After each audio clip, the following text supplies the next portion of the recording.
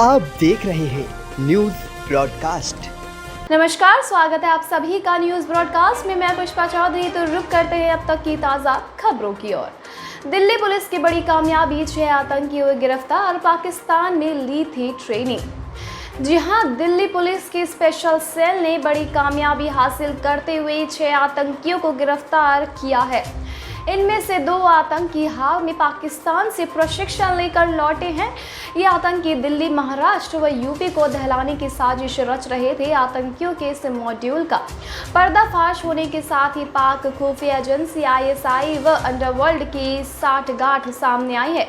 ISI ने underworld के साथ देश को दहलाने की साजिश की नई रणनीति अपनाई है। इसमें एक ग्रुप को नवरात्र व रामलीलाओं के दौरान भीड़ भाड़ वाली जगहों पर बम धमाके करने थे और उन जगहों की पहचान करनी थी। दुनिया की सबसे ताकतवर महिला ने राजनीति को कहा अलविदा, एक युग का हुआ अंत। जी हां, जर्मनी की राजनीति का एक युग खत्म होने जा रहा है। बर्लिन की दीवार गिरने के बाद 35 साल की जिस महिला ने संयुक्त जर्मनी की सूरत बदलने और उसे एक नई मुकाम तक पहुंचाने में अपना अहम योगदान दिया, दुनिया की ताकतवर महिला कहलाने वाली उस महिला ने अब राजनीति को अलविदा कह दिया है। आपको बता दें कि वहां 26 सितंबर को संसदीय चुनाव है और 16 साल में पहली बार हुआ है कि जब चांसलर एंजेला मार्केल इस बार चुनाव मैदान में नहीं है। चुनाव नहीं लड़ने का फैसला करने के बाद वो अपनी मर्जी से सत्ता छोड़ने वाली देश की पहली प्रधानमंत्री होगी। राहुल गांधी पर योगी आदित्यनाथ का पलटवार, कहा नफरत और मोहब्बत का मतलब सही मायने में समझने की है जरूरत। जी हाँ, यूपी विधानसभा चुनाव से पहले नेताओं के बीच वार पलटवार का दौर तेज होता जा रहा है। इस कड़ी में ट्विटर पर नेताओं के बीच जुबानी जंग जारी है। यूपी के सीएम योगी आदित्यनाथ ने कांग्रेस नेता राहुल गांधी पर उनके बयान को लेकर कड़ी प्रतिक्रिया दी है। उन्होंने ट्विटर पर जवाब देते हुए लिखा है कि जिसकी रही भावना जैसी, प्रभु मूरत देखी तिन तैसी। सीएम योगी आदित्यनाथ के दफ्तर ने ट्वीट करते हुए लिखा है कि श्रीमान राहुल जी, अपराधियों और उपद्रवियों के साम्राज्य पर बुलडोजर चलाना नफरत है तो ये नफरत अनवरत जारी रहेगी। आपको बता दें कि राहुल गांधी ने मुख्यमंत्री पर निशाना साधते हुए ट्वीट किया और लिखा कि जो नफरत करे वह योगी कैसा। पीएम मोदी का अमेरिका दौरा, राष्ट्रपति बाइडेन ने मेजबानी को लेकर खुशी का किया इजहार।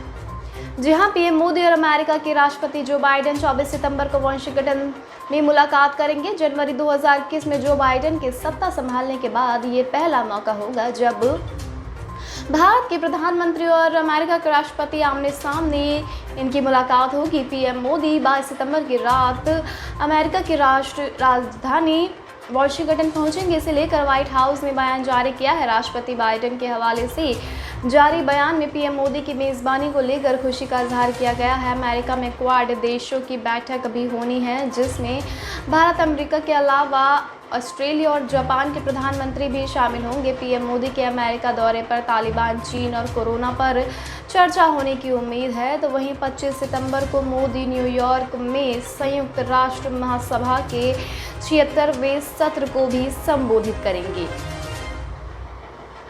क्वाड से घबराया चीन, बाइडेन ने वाशिंगटन में बुलाई अहम बैठक।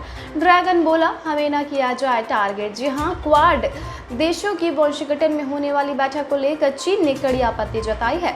क्वाड देशों के नेता 24 सितंबर को वाशिंगटन में मिल रहे हैं। अमेरिकी राष्ट्रपति जो बाइडेन पहली बार इस बैठक की मेज़बानी कर रहे हैं। इस बैठक से चीन चिढ़ गया है। इस बारे में पूछने पर चीनी विदेश मंत्रालय के प्रवक्ता झाओ लीजियन ने कहा कि क्षेत्रीय सहयोग के इस संगठन को किसी तीसरे पक्ष को टारगेट नहीं करना चाहिए, न ही उसके हितों को नुकसान पहुंचाना चाहिए।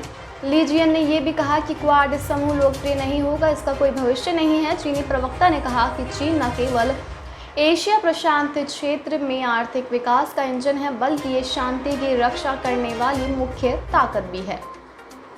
चीन के विकास से क्षेत्र और विश्व में शांति की ताकतों में इजाफा हुआ है। क्वाड से संबंधित देशों को शीत युद्ध की मानसिकता और संकीर्ण सोच वाली भू राजनीतिक प्रतिद्वंदिता को छोड़ देना चाहिए। उन्हें क्षेत्र के लोगों की आकांक्षाओं को सही ढंग से देखना चाहिए तथा क्षेत्रीय एकजुटता और सहयोग बढ़ाने के लिए और काम करना चाहिए। यूपी के सीएम योगी का बड़ा तोहफा, बड़े शहरों में 10, छोटे शहरों में 5 स्थानों पर मुफ्त वाईफाई, अक्टूबर में शुरू होगी योजना। जी हाँ, लोगों की ज़रूरतों को देखते हुए सरकार ने शहरों में मुफ्त वाईफाई की सुविधा में बदलाव कर दिया है। अब बड़े शहरों यानी कि 10 लाख से अधिक वाले शहरों में 10 और छोटे शहरों में 5 स्थानों पर मुफ्त वाईफाई की सुविधा दी जाएगी। पहले बड़े शहरों में 5 और छोटे शहरों में 2 स्थानों पर ही मुफ्त वाईफाई देने का प्रस्ताव था।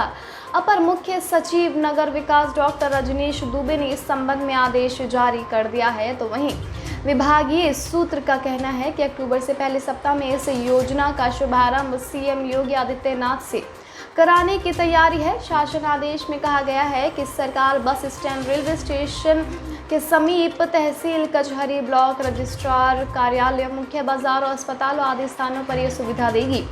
मिशन युवा के अंतर्गत मुफ्त वाईफाई की सुविधा देना राज्य सरकार का अहम लक्ष्य है।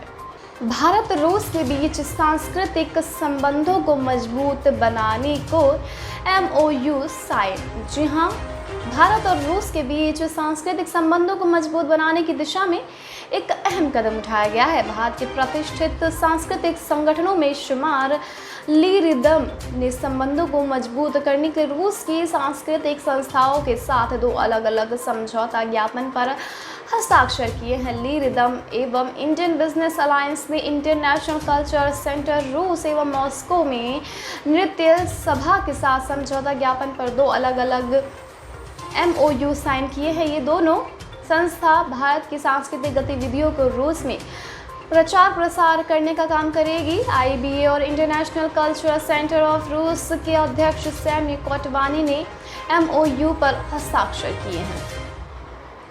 प्रदूषण के खिलाफ एक्शन में केजरीवाल सरकार, पर्यावरण मंत्री गोपाल राय ने विभागों से मांगा विंटर एक्शन प्लान। जी हाँ, दिल्ली सरकार प्रदूषण को लेकर एक्शन में आ गई है। दिल्ली के पर्यावरण मंत्री गोपाल राय ने प्रदूषण के खिलाफ विंटर एक्शन प्लान तैयार करने के लिए सभी विभागों को निर्देश दिए हैं। मंगलवार को गोपाल राय ने सभी संबंधित विभागों के साथ समीक्षा बैठक की है। इस बैठक में पर्यावरण मंत्री ने सभी विभागों को 21 सितंबर तक अपनी अपनी कार्य योजना बनाकर पर्यावरण विभाग को सौंपने का निर्देश दिया है। गोपाल राय ने बैठक के बाद मीडिया से बातचीत में कहा कि सभी विभागों को निर्धारित 10 फोकस बिंदुओं पर अलग अलग जिम्मेदारी सौंपी गई है, जिसके अनुसार हम दिल्ली सरकार का विंटर एक्शन प्लान तैयार करेंगे। साथ ही जमीनी स्तर पर काम करने वाले इंजीनियर, AE और ठेकेदारों को प्रशिक्षण देकर उन्हें सरकार के जारी दिशा निर्देशों का पालन कराने के लिए संवेदनशील बनाया जाएगा। इसको लेकर जल्द ही केंद्रीय पर्यावरण मंत्री भूपेंद्र यादव से मिलेंगे। केंद्रीय पर्यावरण मंत्री को पराली पर बायोडिकम्पोजर के प्रयोग को लेकर आई थर्ड पार्टी ऑडिट रिपोर्ट सौंपेंगे और उनसे अन्य राज्यों में लागू कराने की मांग करेंगे। अलीगढ़ में पीएम मोदी का चुनावी शंखनाद भारत के स्वर्णिम इतिहास पर डाला प्रकाश। जहां प्रधानमंत्री नरेंद्र मोदी ने उत्तर प्रदेश स्थित अलीगढ़ में एक सभा को संबोधित करते हुए यूपी की पूर्ववर्ती सरकारों पर निशाना साधा तो अप्रत्यक्ष तौर पर किसान आंदोलन पर टिप्पणी की। पश्चिमी यूपी के किसानों को साधने के लिए पूर्व पीएम चौधरी चरण सिंह का जिक्र करते हुए पीएम ने छोटे जोत वाले किसानों को ताकत देने की बात की है। इसके साथ ही उन्होंने राजा महेंद्र प्रताप सिंह यूनिवर्सिटी का शिलान्यास किया। इस मौके पर यूपी की राज्यपाल आनंदीबेन पटेल और सीएम योगी आदित्यनाथ भी उपस्थित थे। शिलान्यास के बाद एक संबोधन में पीएम ने कहा कि देश का दुर्भाग्य रहा कि राष्ट्र नायिकाओं की तपस्या से देश की अगली पीढ़ियों से परिचित ही नहीं कराया गया। 20वीं सदी की उन गलतियों को 21वीं सदी का भारत सुधार रहा है। कैप्टन अमरिंदर को राकेश टिकैत ने दिया मुंह तोड़ जवाब। बोले, किसान आंदोलन से दिक्कत है तो पंजाब जत्थेबंदियों से बात करें। जी हां, पंजाब के सीएम कैप्टन अमरिंदर सिंह के किसान आंदोलन को लेकर दिए गए बयान पर किसान नेता राकेश टिकैत ने करारा जवाब दिया है। भारतीय किसान यूनियन के नेता ने कैप्टन के बयान को कांग्रेस की अंदरूनी लड़ाई का हिस्सा बताया है। राकेश टिकैत ने कहा कि विपक्ष को किसानों के आंदोलन का समर्थन करना चाहिए। टिकैत ने कहा कि किसी पर कोई भी अत्याचार हो तो उसके खिलाफ विपक्ष को आंदोलन का हिस्सा रहना चाहिए। बीजेपी विपक्ष में थी तो वो आंदोलन के साथ रहती थी। अगर पंजाब के सीएम कैप्टन अमरिंदर सिंह को राज्य में किसान आंदोलन से कोई दिक्कत है तो वह पंजाब के जत्थेबंदियों से बातचीत कर सकते हैं। सेंट्रल विस्टा प्रोजेक्ट को लेकर नई बिल्डिंग में शिफ्ट किए जाएंगे रक्षा मंत्रालय के 7,000 से ज़्यादा कर्मचारी। पीएम मोदी करेंगे भवन का उद्घाटन।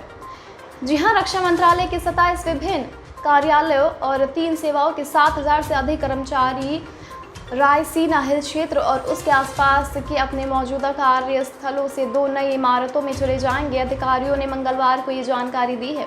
अधिकारियों ने कहा कि प्रधानमंत्री नरेंद्र मोदी द्वारा गुरुवार को 2 कार्यालय परिसरों का उद्घाटन करने की संभावना है। उन्होंने कहा कि 2 नई बहुमंजिला इमारतें रक्षा मंत्रालय द्वारा 775 करोड़ रुपए की लागत से बनाई गई है। इसमें एक इमारत कस्तूरबा गांधी मार्ग इलाके में और दूसरी इमारत अफ्रीका एवेन्यू में है। उन्होंने कहा कि दोनों इमारतों में कुल 9.60 लाख वर्ग फुट जगह है।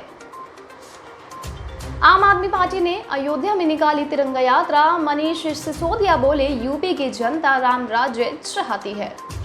जी हां, आगामी उत्तर प्रदेश विधानसभा चुनाव के मद्देनजर आम आदमी पार्टी ने अभी से तैयारी शुरू कर दी है। इसी के मद्देनजर आज आपने रामनगरी अयोध्या में तिरंगा यात्रा की शुरुआत की। इस यात्रा का नेतृत्व दिल्ली के डिप्टी सीएम मनीष सिसोदिया और राज्यसभा सांसद संजय सिंह ने किया। इस दौरान काफी भीड़ देखी गई है। तिरंगा यात्रा नवाब शुजा-उदौला के मकबरे से शुरू होकर शहर के गांधी पार्क में समाप्त हुई है। ये यात्रा करीब 5 घंटे तक चली। इस दौरान रैली में शामिल लोगों ने इंकलाब जिंदाबाद, वंदे मातरम और राम राज्य लाना है, हिंदू मुस्लिम को एक बनाना है जैसे नारे लगाए। आपने वीडियो ट्वीट करते हुए कहा कि प्रभु राम की अयोध्या नगरी तिरंगे के रंगों से नहाई है। उत्तर प्रदेश में असली राम राज्य लाने की आम आदमी की अंगड़ाई है। झारखंड सरकार ने किया सशस्त्र, खुलेंगे धार्मिक स्थल और स्कूल खोलने का ऐलान। दुर्गा पूजा पर कठोर फैसला। जी हां, कोरोना वायरस की महामारी के बीच झारखंड में आपदा प्रबंधन विभाग की मंगलवार को बैठक हुई। आपदा प्रबंधन विभाग की इस बैठक में कोरोना के हालात से लेकर स्कूल खोलने, दुर्गा पूजा, नवरात्रि मेला के आयोजन तक सभी पहलुओं पर मंथन किया गया। मुख्यमंत्री हेमंत सोरेन की अध्यक्षता में हुई इस बैठक में धार्मिक स्थलों और 6ठी क्लास से ऊपर के स्कूलों को खोलने का निर्णय लिया गया है। 6ठी क्लास से ऊपर की कक्षाएं स्कूलों में संचालित होगी। झारखंड में आपदा प्रबंधन विभाग की बैठक में ये भी फैसला किया गया कि दुर्गा पूजा का आयोजन होगा। सरकार ने इसको लेकर कुछ सख्त फैसले भी किए हैं। आपदा प्रबंधन विभाग की बैठक में ये फैसला लिया गया कि दुर्गा पूजा के लिए पंडाल बनाया जाएगा, लेकिन आम लोगों के दर्शन पर प्रतिबंध रहेगा। चीन और पाक के राजदूत से मिले अफगानिस्तान के विदेश मंत्री, कहा यूएस से भी अच्छे रिश्ते की दरकार। जी हां, अफगानिस्तान में तालिबानी सरकार के गठन के बाद दुनिया के देशों ने आतंकवादी घटना में बढ़ोतरी की आशंका जताई है।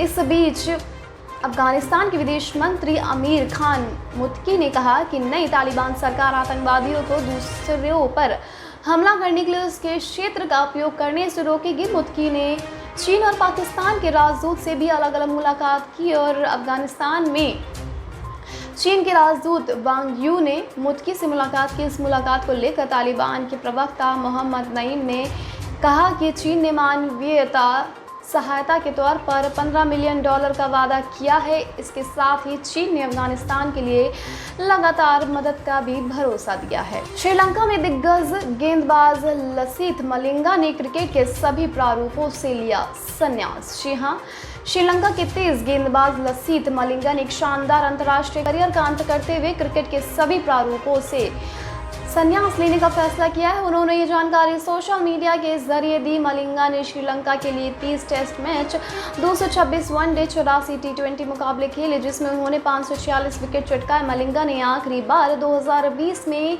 वेस्ट इंडीज़ के खिलाफ पल्ले केले में एक टी20 मैच खेला। मलिंगा ने 2011 में टेस्ट और 2019 में वनडे प्रारूप से संन्यास की घोषणा की थी। इसी साल जनवरी में मलिंगा ने फ्रेंचाइजी क्रिकेट से भी संन्यास की घोषणा की थी, जब उन्हें मुंबई इंडियंस ने रिलीज कर दिया था।